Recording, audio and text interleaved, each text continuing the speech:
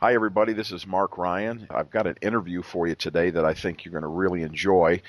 My guest today is Troy McLachlan. Troy, how are you? Mark, it's a pleasure. How are you? I'm doing fantastic. Thank you.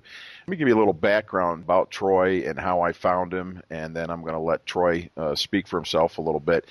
I like to listen to a lot of different radio shows to keep my mind open. Speculation is one of the things that I really enjoy, and there's a program out there called Red Ice Radio, and they come out of the Nordic area. I think he's out of where do you know where it is, Troy? Where he's out of, Henrik? He's out of, Gothenburg, Sweden. Oh, he's Sweden. He's out of Sweden. Okay. Well, Yeah. he's got this amazing show that really gets into different viewpoints from people, speculation, stuff about history. I listen to the show to expand my mind. As I listen to it and go through the ideas, they a lot of times add things to what I'm doing and who I am as a person. And there was one of the shows that was on there, and it was about something called the Saturn death cult. And I saw the imagery, and I was like, I don't know. It looks a little bit dark. I don't know if I want to go into it or not. And I hesitated for a few days. And one night I had some extra time and decided to listen to it. And I got to tell you, boy, am I glad I listened to this, because it probably was the most interesting, or one of the top shows that I've listened to over the last 3-4 years of listening to Red Ice Radio. And the person that was on the show talking about the Saturn death cult was Troy McLachlan, who we have on the line right now. Not only did I listen to the 2 hours that he had recorded, but several days before, Henrik did something that he normally doesn't do from Red Ice Radio. Is he had done 2 hours previously with Troy, and I listened to those two. By the time I was done, I was amazed. I wrote both Troy and Henrik and said, what an amazing show, and the information was incredible, and thanked Troy. Well, the conversation between me and Troy got going a little bit, to the point where I said, hey, I would like to interview you about certain things on the show. Troy was wide open to it, and so here we have today on the phone with us to go through some of the questions and ideas that I had and explain about the Saturn death cult, but beyond the Saturn death cult, what the implications might be to you, the audience, in this ever-changing world. So with that, welcome you again, Troy, to the show. Mark, thanks very much. Why don't you talk a little bit about how you got on Red Ice Radio and your book, Saturn Death Cult, and how you actually got into the Saturn Death Cult? Right. Well, I'm sure that when people hear the term Saturn death cult, it conjures up all kinds of lurid images of, sacrificial rites and, so basically the more sensationalistic aspect of the occult and various stuff like that.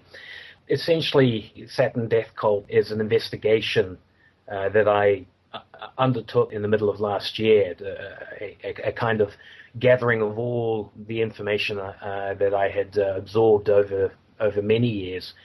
And it's an investigation into this radical new cosmology involving the relationship between the planets Earth and Saturn, and its implication for the belief systems of various malevolent cults, religions, and what I call elite agendas that are based on a very archaic understanding of Saturn worship. And Saturn worship is derived from what I believe to be a very warped understanding of much of world mythology throughout the world, particularly in Western mythologies, in which people hearken back to the god Saturn, as he was known to the Romans, Kronos to the Greeks, various multiple other names to cultures all around the world. It's this worship of this particular deity that the new cosmology tends to challenge, simply because it radically reinterprets the history, the natural history of our solar system as we know it. And as a result, Saturn Death Cult not only challenges the belief systems of these cults and religions based on Saturn worship, but it also actually challenges the uniformitarian view of our solar system, a view where people have been taught to extrapolate into the past what they see around them today, that things have not changed from what they are, or very little, over, if not millions, even billions of years.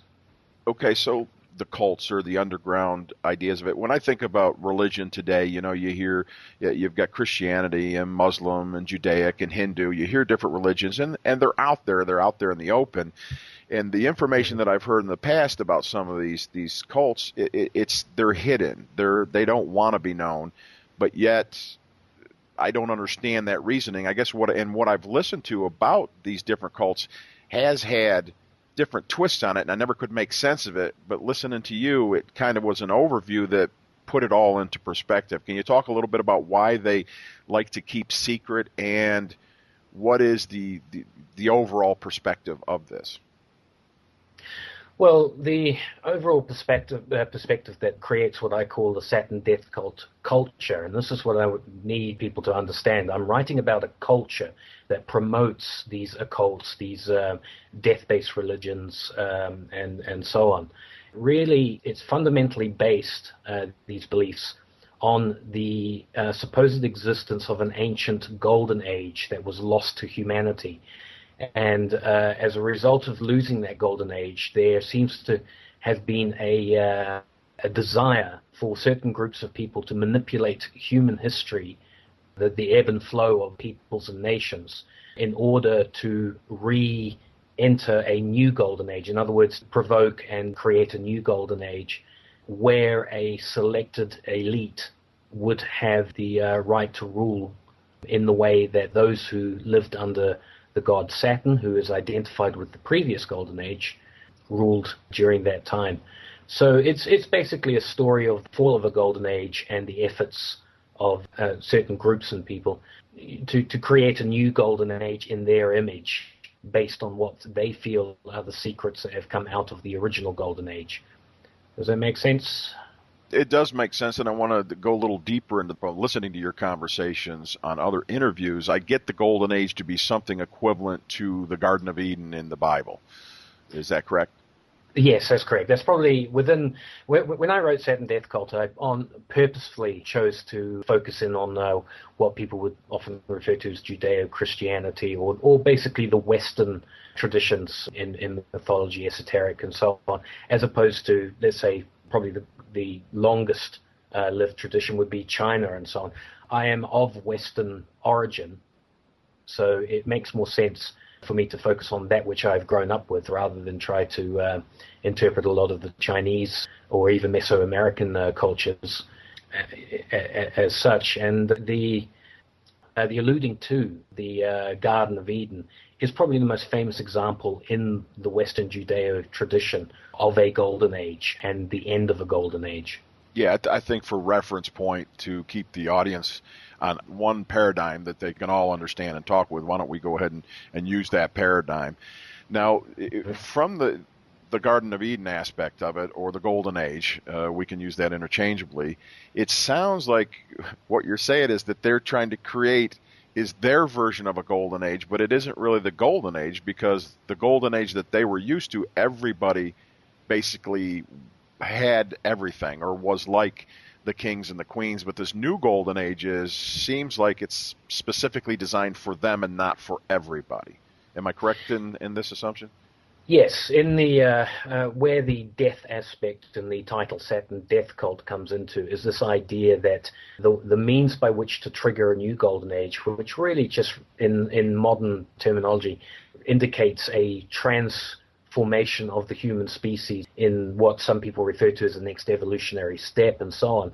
There is this underlying archetype of belief that a sacrifice is required, that quite literally the human species has to die in order for it to be reborn into its new form, which will herald a new golden age for these people. And of course, what I believe with these people is that they just want to ensure that they are in on this transformation into this new golden age they believe is the inevitable destiny of the human species. And of course, mythology provides a lot of their understanding for what, to most people seems like a pretty radical idea.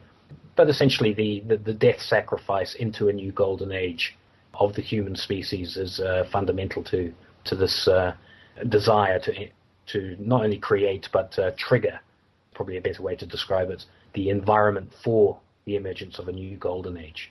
So the sacrifice part of it, can we go into that? Where did that come into the picture? What the sacrifice wasn't there in the original Golden Age, from what I gather, and now it is a major part of it. How did that enter into it? Where did that come from?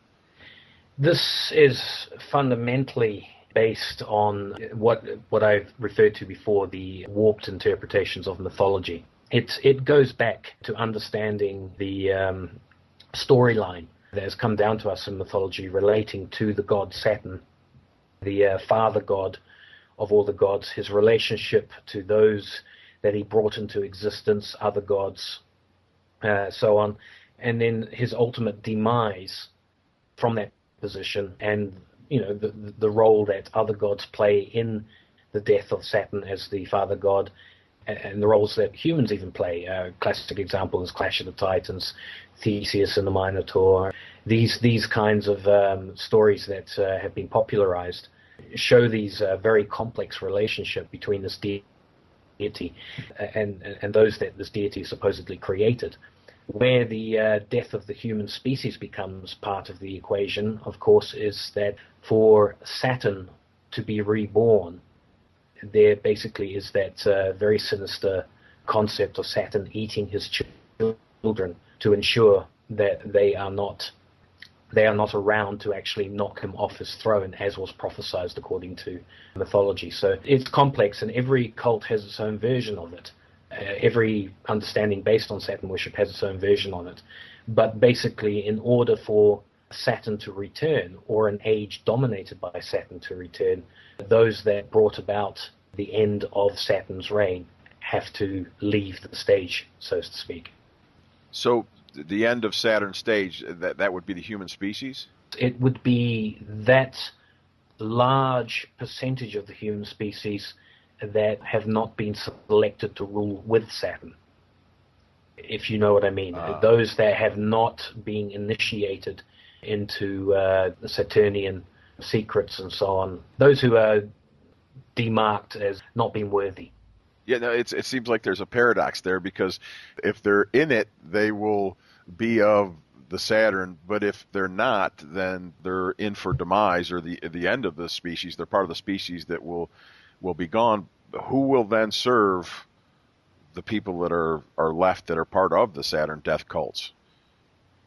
Well, you see, this is where you start getting into the extremely lurid conspiracy theories of a mass culling of humanity in general to bring the population down to a desired number that is compatible with the Earth in terms of its environment and so on. This is, of course, as a plan based on a combination of Malthusian economic and various environmental agendas that are warped. But we have to take into account that there is this horrendous implication that there is the required reduction of the population, i.e. the death of a large proportion of the population.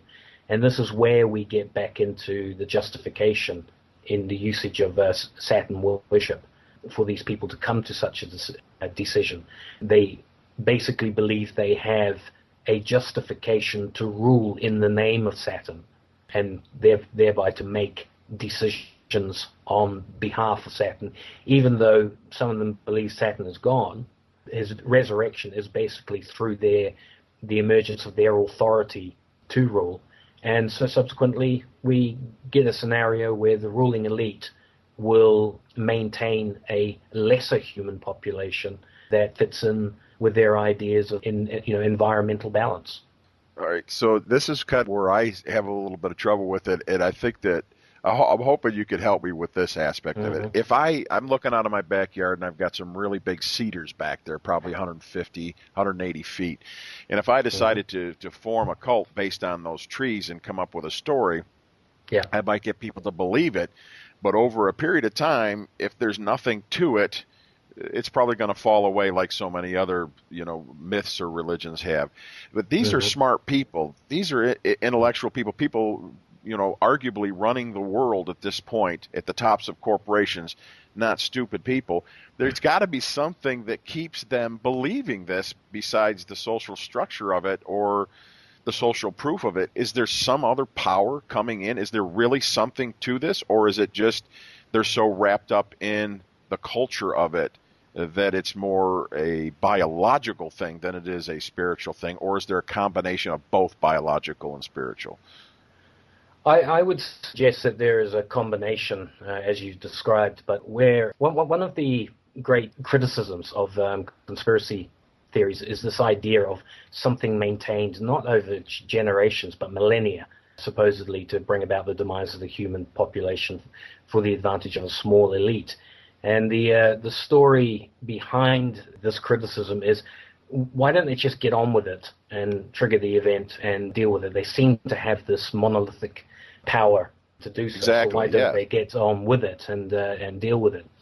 And my answer to that is that the culture that I'm talking about is deeply rooted in the archetypes that exist within the subconscious of the human species all around. And this relates back to an event called Doomsday. The Doomsday archetype being one of the most fearful archetypes that affect human beings today in all different nations and cultures that we have. But there are many other archetypes, and these archetypes are born, if mythology can be looked into more closely, they're born out of the Golden Age. And to answer the question of what keeps these people going, they themselves are subject to these archetypes that trigger deep-rooted reactions within people. As a result, the development of ritual, religion, and cult activities has been designed around exploiting these archetypes to create a sense of knowledge based on what apparently once happened in our ancient past, this golden age, and what can be done to ensure a new golden age. I myself have a far more practical approach to trying to explain why people would embark upon a course of Saturn worship leading into the desire to manipulate other people around them to the ends of this golden age. And it really just comes down to the greed that people have in their desire to have all the benefits of a golden age now, here, at this time. It's a very fundamental part of the psyche of certain people to desire a good life at the expense of other people. The way they justify that has been refined through the use of archetypes into ritual, into religion, to basically give an aura around these people of legitimacy in their desire to ensure they live the good life while the vast majority of people work in ignorance to that effect. Yeah, it's funny. I watched a movie last night called Margin Call, which basically was about the Lehman Brothers, I believe. All right. Went under, and one of the things the guy that represented the CEO of the corporation towards the end of the movie, where one of the guys wanted to walk away and quit, and he said, this is it. And he said, look, he goes, this has been going on for thousands of years. Fascinating. He goes, no matter what happens, the crash, and he went back to the 1300s, 1600s, and he just named year after year all the crashes where this has happened over and over and over again. And he goes, but the funny thing is, the percentages never change. The percentages are always exactly the same. Those on the top, those on the bottom, no matter what the crash is. And he says, we'll start it again and we'll do it again. And it was like he didn't care. He was sitting there eating a steak for breakfast, and the other guy's all worried and thinking the world's coming to an end. And he played this part of somebody that was just calm and assured and saying, hey, look, we're all got these golden parachutes where we're going to be making millions of dollars, and we're going to be okay personally. And basically the world is going to crash, but the percentages won't change. It'll all be the same. It'll start again. But it seems like, going back to what you were just saying a minute ago, that there's a paradox for them too, because they want to enjoy the fruits of this golden age now, and are. Yet if they cull the herd, if they end the human species, they don't necessarily they don't know what's going to happen if they do that. They may not be enjoying their own self-interests and the pleasures of their self-interest with the way it is now, if that happens. And so is that what you're saying is why it's continued for so long, is that they can't get past their own self-interest and pleasure at the time to go ahead with the program or the pattern that's supposed to happen? Why don't they just do it, hurry up and get on with it, so to speak? It's because They're too much. They're caught in a paradox themselves. Yeah. I do actually believe that certain vested interests down through history, and this goes all the way back in my own studies to an incident known as the in myth as the Tower of Babel and its fall. I do believe that they have tried to trigger these things, this return to a golden age, on multiple occasions. But what happens is that we go back to the archetypes that have formed the basis of ritual and religion. What we find within these occult and esoteric traditions is this need to understand the timing involved in triggering these events. In other words, on my website, I refer to the idea of history being itself the ritual that this culture I call the Saturn death cult is perpetrating on us. Hey, Troy. Yeah. Troy, can I stop you for a second? Yeah, if sure. people are listening to this, they're going to be listening to this in a recorded message or a recorded audio. So why don't you go ahead and give your website right now, so if they want to follow along with what you're saying or go and look at your website, why don't you go ahead and give that now? Yes, certainly. My website is saturndeathcult.com, so saturndeathcult, all one word, .com. It'll take you straight into the opening pages where there's a nice little rundown on the precepts that I've based my investigation on. And basically there is also, for those Kindle readers, there is a Kindle version that is essentially the same as the website, but there's a lot more discussion on some of the science involved in looking at the planet Saturn and its possible relationship to Earth in times gone by. So a little bit of added value there for those who would buy the Kindle version. But SaturnDeathCult.com is where you get this intuitive style investigation into the role of the planet Saturn and its influence on mythology and subsequent influence on modern occult beliefs and esoteric traditions. It's a great website. The images on there are fantastic. I didn't realize how many images there were till my wife Kathy was looking at it, and she says, you got to look at some of these images. So the whole website is fantastic. Do the images carry over to the Kindle edition as well? They do. For those that get the new, I think it's called the Kindle Fire, they'll see it in all its color glory. There's also a PC version of the Kindle format that you can download for free for those who want to look at it on their computer, the Kindle version. Older Kindles will see the images in black and white, but I specifically designed the images to translate into black and white, as well as they do in color, and getting across the ideas that I put out there. Fantastic. Okay, so I interrupted you back when we were talking about the Tower of Babel, as I would call it, but you're saying Babel, which I like the pronunciation, the way you pronounce that. And yeah. So I interrupted you there. Why don't you continue on where you were back then?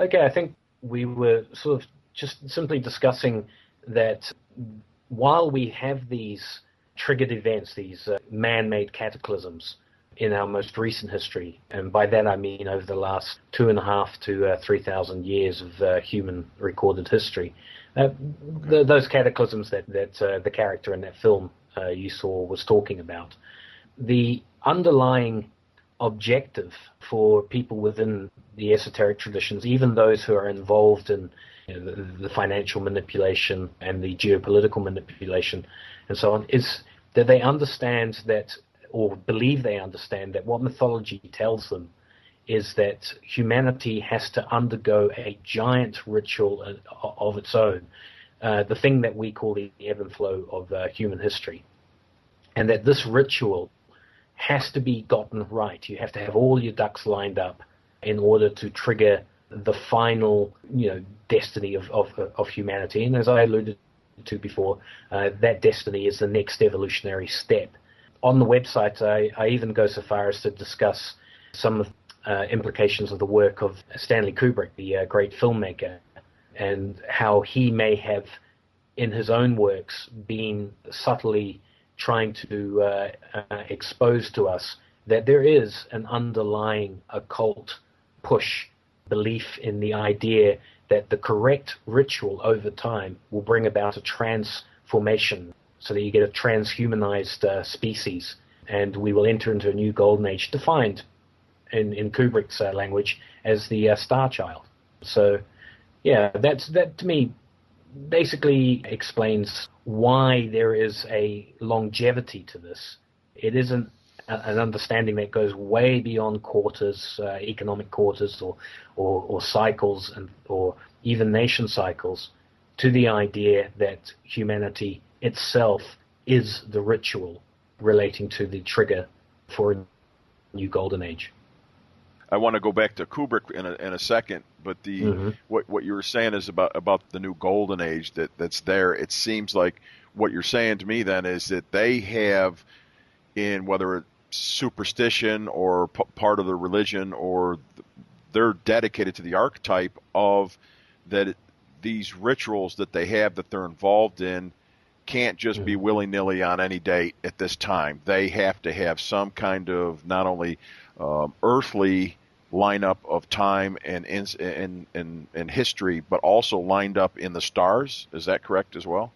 Oh, look, whether it's Kabbalists or people from the Golden Dawn and so on, they've developed so many different systems for trying to interpret this stuff, to create a knowledge as to what needs to be lined up, whether it's numbers, whether it, the correct precession of the planets, all the astronomical observations that are involved. Astrology has been utilized by these people to try and figure out what the code is. But no, they're obsessed with getting the formula correct.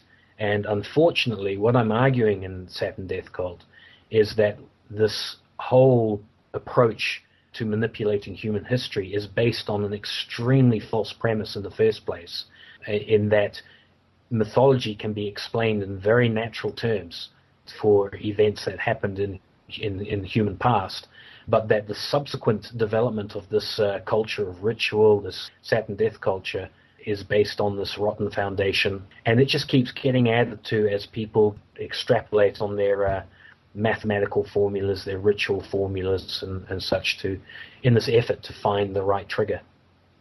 Okay, so this is, to me, where one of the real juicy parts of what you're talking about is trying to find this trigger, this magical point. Yes.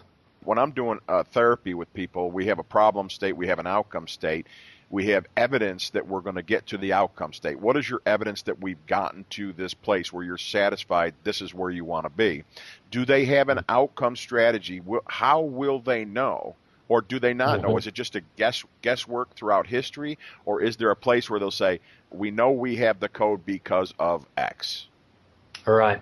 Transhumanism, the cult of transhumanism, which is where Saturn Death Cult culture leads into that, is the idea that the man of today has to die in order to birth the man of tomorrow, the human of tomorrow. For them, when I look into the various theories and so on, I don't think they themselves really fully know how it's going to happen. This is the whole point. There's an excitement in amongst these esoteric occult thinkers in exploring how this is going to be triggered. That's what drives them. And of course, some of the bigger players have developed huge resources in order to experiment in this.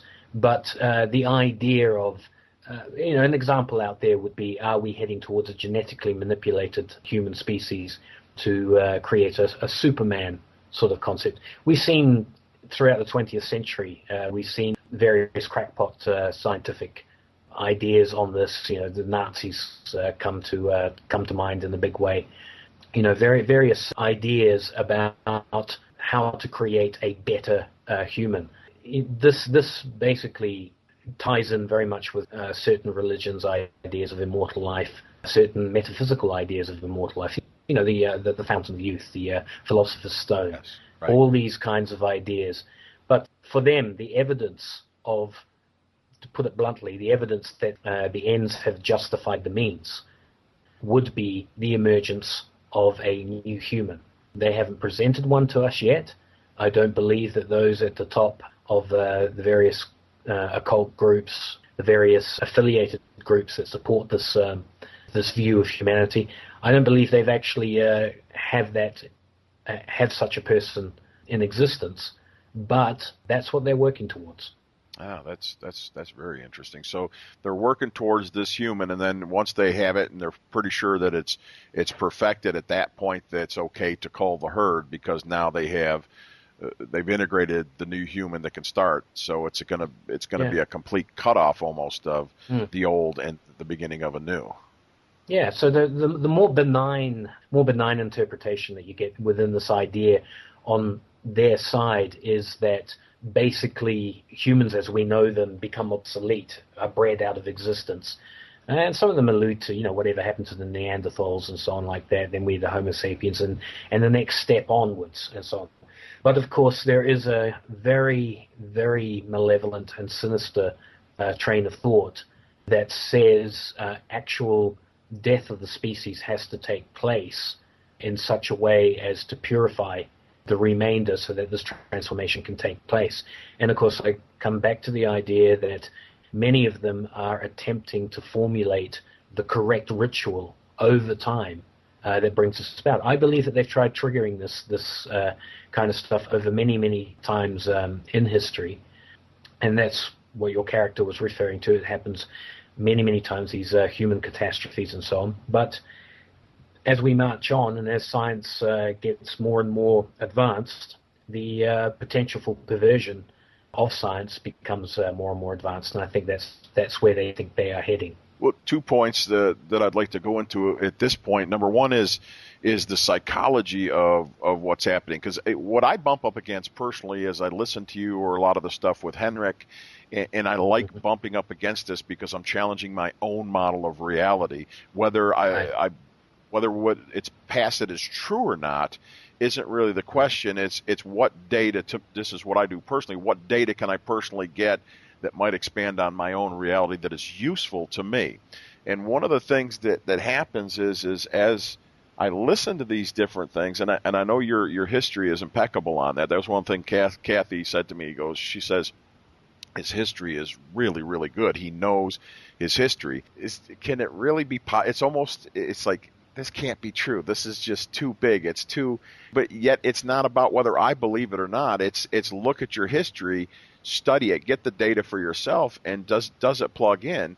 And do they believe it? Do the ones that are actually because so many people will go, I don't get it. I don't understand it. I don't get it. I don't understand it. I says, well, you're coming from a perspective of humans looking at other humans and caring about them from a Judeo-Christian, Muslim, whatever it is, background. Mm-hmm. They've got a different framework of looking at it, and that's why it doesn't make sense to us, but it just keeps plugging on because it makes perfect sense to somebody else. This is where the cosmology that has been developed to explain, where Saturn sits in the mythological record becomes very important.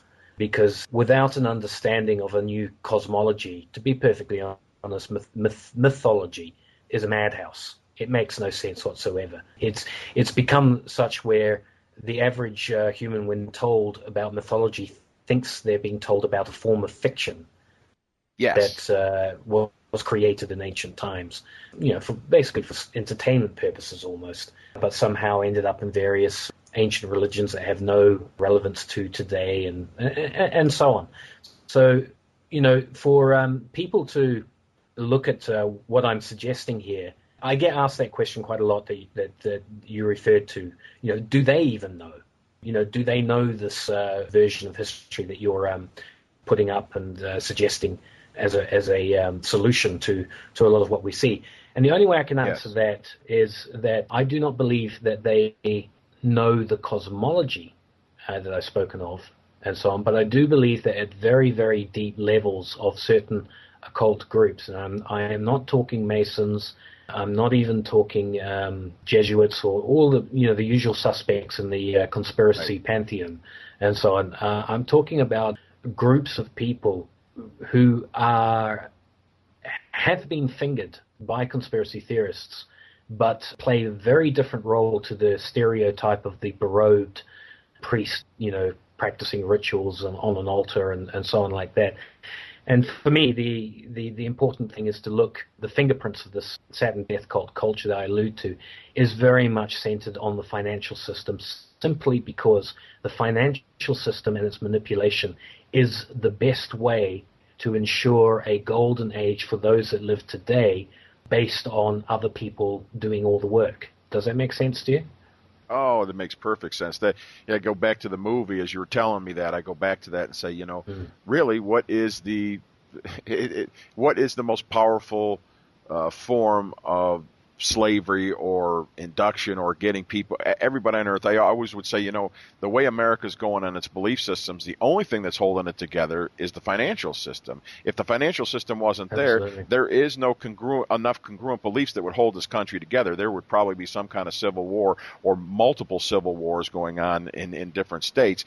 But the money system, so if I extrapolate that out to the world, yeah, of course. Yeah. If you're going to run the world and you want to run your model, the financial system is the only way to do that.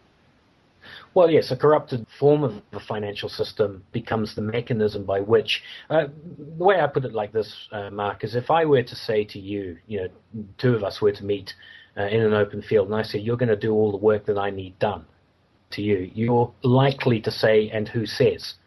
All right? And challenge my ability to, my desire to get you to do all the work.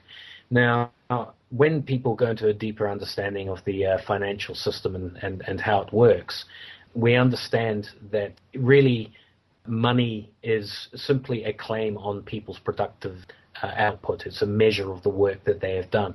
If you control the issue of money, then you have a control over getting people to do what you want in terms of work being done for you. However, you run into a problem.